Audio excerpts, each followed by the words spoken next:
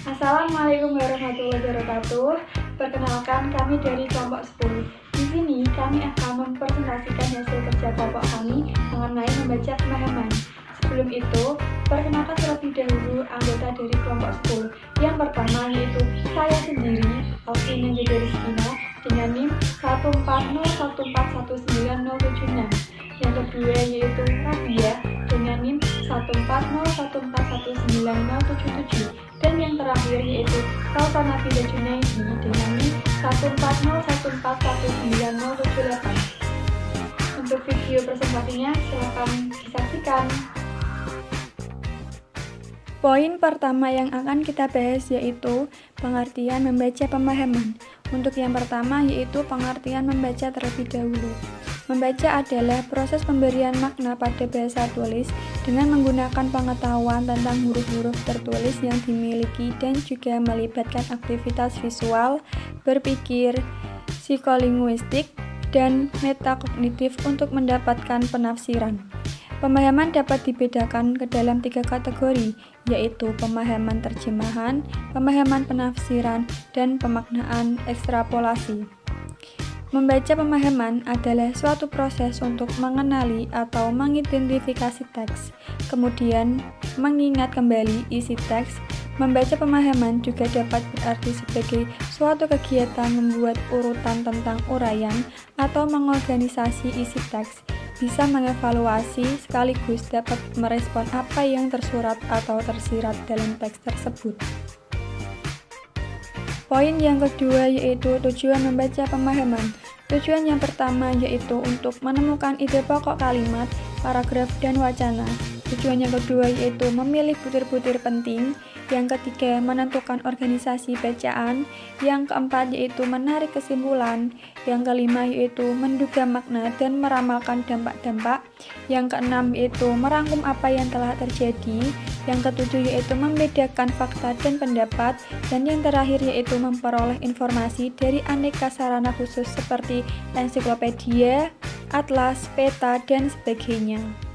Selanjutnya yaitu tingkatan membaca pemahaman. Menurut Hafni dan Tollefsen mengacu pada taksonom Barrett, tingkat pemahaman membaca dapat dibedakan menjadi 5 tingkatan. Yang pertama yaitu pemahaman literal, adalah kemampuan menangkap informasi yang dinyatakan secara tersurat dalam teks. Pemahaman literal ini dapat dibedakan menjadi 2, yakni kemampuan mengenali kembali dan mengingat kembali informasi yang dinyatakan secara eksplisit dalam teks.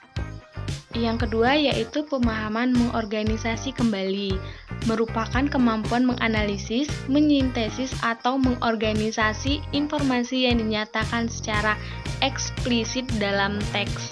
Yang ketiga yaitu pemahaman inferensial, merupakan kemampuan memahami informasi yang dinyatakan secara tidak langsung dalam teks.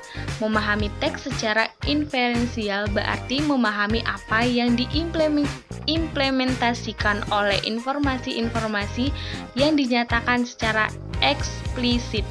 Dalam hal ini, pembaca menggunakan informasi yang dinyatakan eksplisit dalam teks, latar belakang pengetahuan, dan pengalaman pribadi secara terpadu untuk membuat dugaan atau hipotesis. Selanjutnya yaitu pemahaman evaluasi, merupakan kemampuan mengevaluasi materi teks. Pemahaman evaluasi terdapat dalam kegiatan membaca kritis. Pemahaman pembaca berada pada tingkat ini apabila pembaca mampu membandingkan gagasan-gagasan yang ditemukan dalam teks dengan norma-norma tertentu dan mengambil kesimpulan-kesimpulan yang berkaitan dengan teks.